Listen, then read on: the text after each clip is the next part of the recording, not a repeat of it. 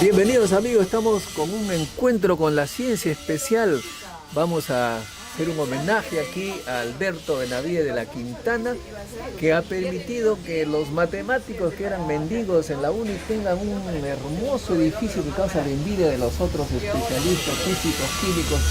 Imagínense ustedes, y entre los grandes hacedores de esta maravilla está el arquitecto Javier Sota Nadal, aquí presente, y mi gran amigo, que yo le digo Udi, por su gran parecido, Félix Escalante, matemático con quien jugamos fulbito allá en la uni los años, ya ni me acuerdo qué años.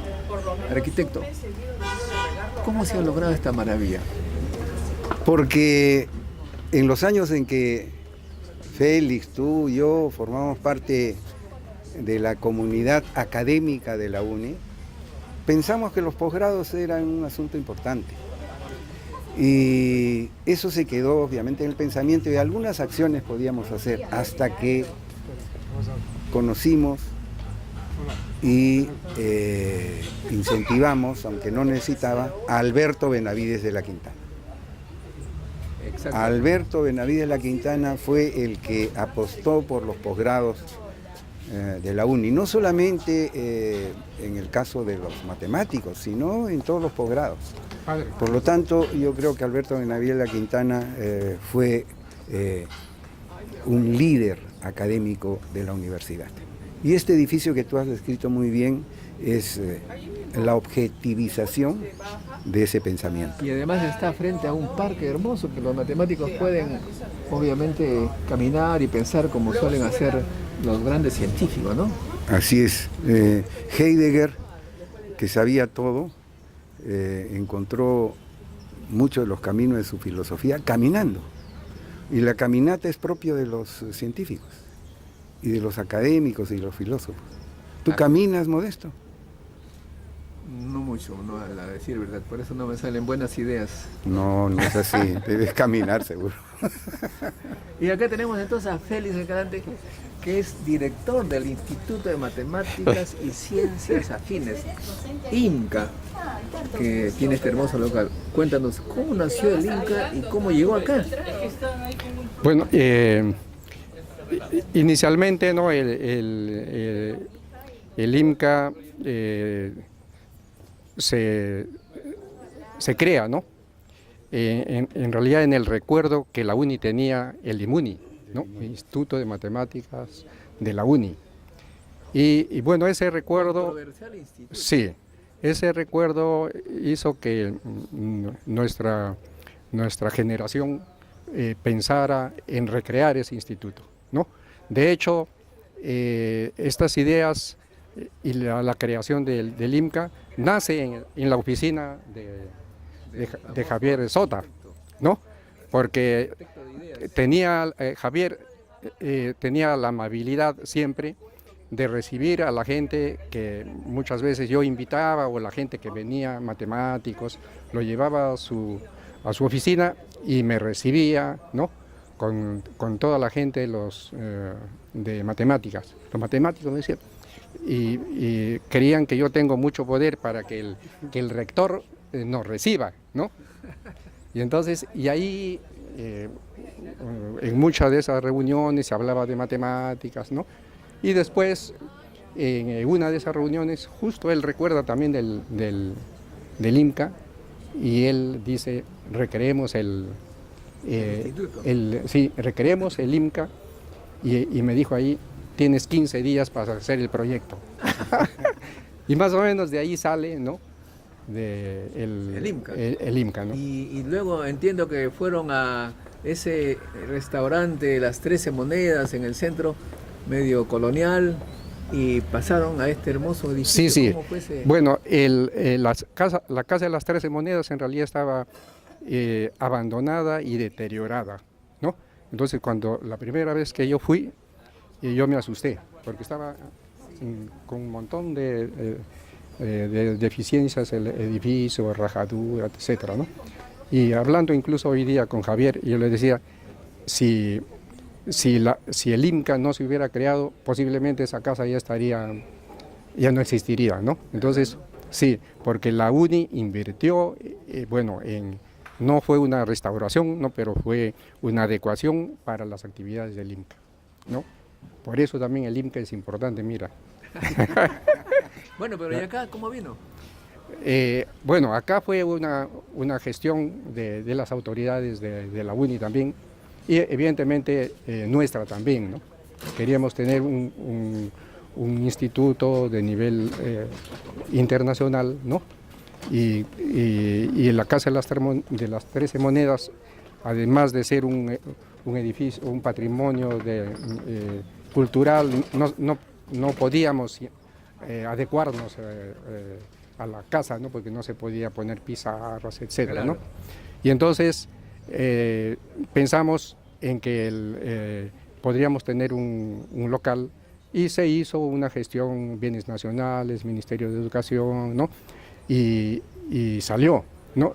Y paralelamente se habló con don Alberto, y hubo apoyo evidentemente también de todas las autoridades de la UNI para esa gestión. Ahora, hablemos de mentes, grandes matemáticos. Yo tengo en mente a César Camacho, Leandro Saavedra, que hicieron historia y siguen haciendo historia. ¿Qué otros matemáticos peruanos se relacionan con el IMCA? Este instituto? Bueno, por ejemplo, el más joven de todos y reconocido es Harald Helmut. Sí, que él ha mostrado un teorema, el teorema de Goldbach, que tiene que ver con los números primos, ¿no? Una prueba que está, como se llama, muy actualmente, digamos, muy estudiada, ¿no? Y él viene de tiempo en tiempo, incluso cada año está viniendo, ¿no?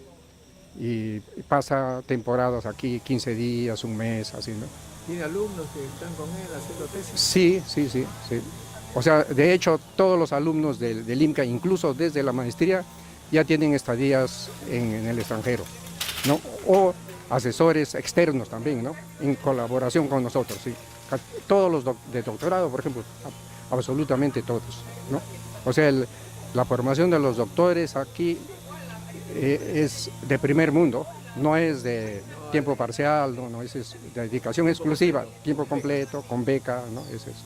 Ahora, arquitecto Javier Sota, usted siendo arquitecto, una vez me parece que conversando con Roger Guerra García decía, los arquitectos y los médicos se creen dioses porque ellos saben todo y nadie sabe más que ellos. Pero en física y matemáticas me dicen que usted no era muy simpatizante de esas carreras.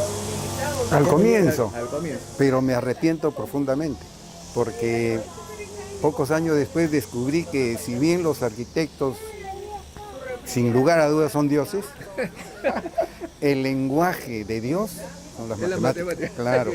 Entonces, y la Biblia dice en el principio fue el verbo, debería ser también el verbo y los números, ¿no? Entonces esa sería mi respuesta ahora. Muy bien. Y cuénteme ahora que está usted fuera de la universidad, ¿a qué se dedica, arquitecto? Bueno, me dedico a escribir, he hecho algunas consultorías, a visitar a mis amigos, a ver lo que sucede en el país, pero sobre todo mi amor profundo por la UNI. Ahora bien, eso me vivifica. Perfecto, de eso estamos todos enamorados. La universidad es poliandra. Así es. Muchos amantes. Así es. Pero, oiga, usted rector, intelectual, político, no creo que esté muy contento con lo que está sucediendo en el Perú. Mira, no, Modesto, en realidad lo que está sucediendo en el Perú es una oportunidad. Ojalá que sea un parteaguas, ¿no? Porque creo que ustedes, sobre todo, que no solamente ven el tiempo presente, sino ven los científicos, lo que ha pasado y lo que puede pasar, no creo que la modalidad de Odebrecht o del Club de los Consultores se haya inventado en la última década, ¿no? Creo que esa ha sido la manera de Pero por otro lado, corromper al país desde hace muchos años.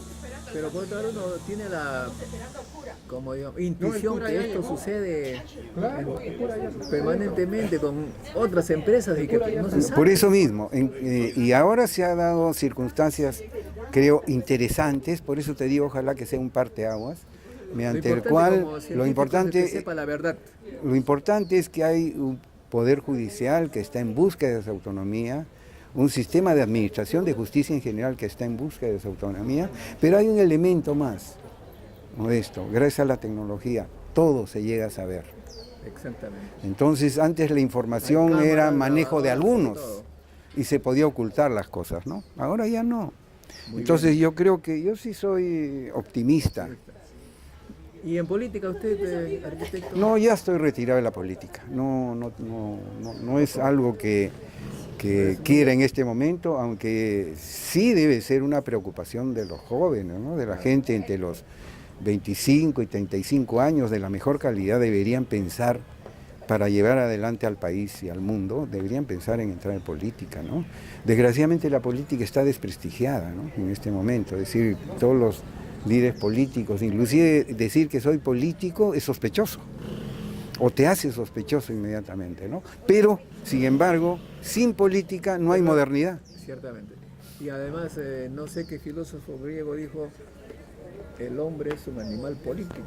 Así y si es. no es político, se queda solo en lo primero. Así es.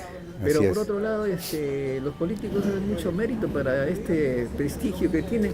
Acabo de escuchar que los alcaldes apenas son elegidos, ellos mismos se aumentan el sueldo, cosa que no está muy bien, porque si uno postula un cargo con determinado sueldo, ya se sabe que ese será, no tiene por qué arbitrariamente contra la ley, además, aumentarse, ¿no? Sí, pero cuando vemos a los políticos, sería bueno también observar aquellos políticos que merecen ser recordados. Por ejemplo, Fernando Belaúnde Terry, Luis Bedoya Reyes. ¿Ah? No por ser arquitecto, Luis Bedoya Reyes,